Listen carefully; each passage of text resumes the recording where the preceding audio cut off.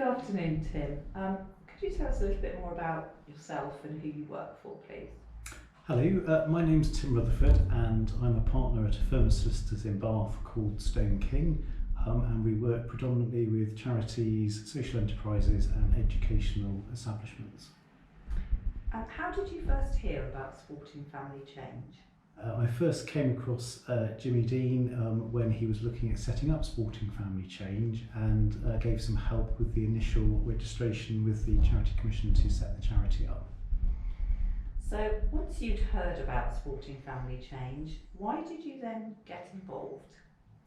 I think it was pretty much down to Jimmy's personality and his perseverance to persuade me to get engaged with what the charity was doing, and also providing opportunities for me to get engaged. So for example, signing my son and I up to the family fun run at the Bath Half 2 years running, and then telling me after he signed me up that I was taking part, which was a great challenge.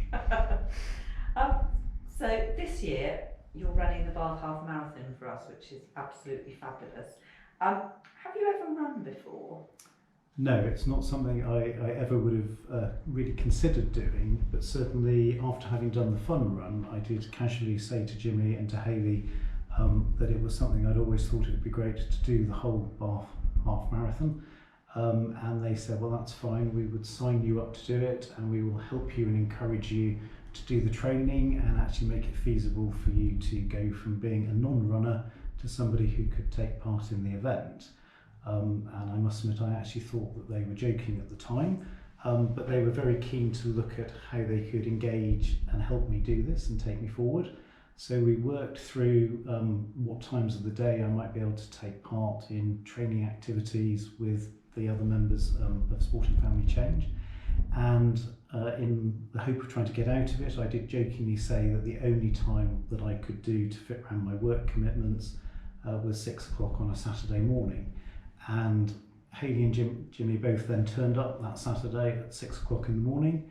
And since then, which was last summer, Hayley has been an ever-present feature most weekends at 6 o'clock on a Saturday morning to take me out running. And we've progressed from at the start where I couldn't even do half a mile comfortably to a position where last weekend we did 11 miles.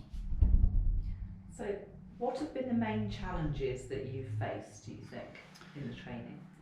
The main challenge is partly motivation and partly ensuring that I had the determination to do it. And certainly when I started out, I thought I'd give it a couple of months and then find a way gracefully to give up because I wasn't going to be able to do it. And even though I'm a fairly determined person, I just thought, I know I'm not going to be able to do it. But the main thing has been having somebody else do it alongside me and motivate me, and accepting that if somebody turns up and makes the time to help you, then you go the extra mile, and that actually has been true. So if I hadn't had a member of Sporting Family Change come out every week, I probably still would be at 2 miles and finding an excuse not to do it. Thank you. As a local Bathonian, what will it mean to you to finish the Bath Half Marathon in your home city? I think it's going to be a fantastic feeling. I certainly know that there are going to be a lot of members of my family there who will be supporting me at different parts of the route. And I think doing it in Bath, the place where I was born, brought up and work, just makes it a very different experience. Thanks. Now you're also fundraising as part of this epic undertaking. So apart from the training, you've created a local giving page. How's the fundraising going? So far it's been going really well. It certainly is the case that because I think this is quite an unexpected activity for me to be doing, lots of colleagues and other professionals that I work with have been very keen to support me and sponsor me. As at today, my sponsorship I think is £2,555, excluding gift aid. So it's getting, actually no, I think it's more, it's £2,755 excluding gift aid. So on track for the target I'd set myself. That's fabulous, thank you so much. And people can still donate, can't they? How would they do that? They would need to go to my Just Giving page, the link of which I'm sure will be somewhere near this video on your website, and just sign up through that. And the page stays open till a few days after the event. Fabulous. And finally, what advice would you give to somebody new to running to encourage them to perhaps participate in the Bath Half Marathon next year? I think the most important thing is to realise that anybody can do it. Certainly, if I can do it going from nowhere and getting to a point where I can run 11, 12 miles, I think anybody can do it. I think the biggest tip is to start early. I started in May, June time last year, and it's taken me till now, with sort of ups and downs of colds and weeks of not wanting to do it, to get to a point where I know I can do it.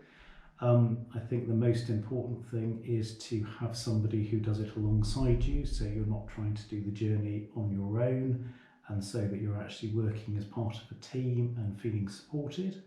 And the most important thing is to realise that it's actually a very valuable way of having time out of the day where you do something that isn't related to looking at a screen or related to work, and it's just a way of being able to be completely stress-free and actually concentrate on just running and forget about everything else, which is a wonderful sort of mental way of clearing your mind. Fantastic. Well, thank you very much, Tim, for your time, and good luck. Thank you.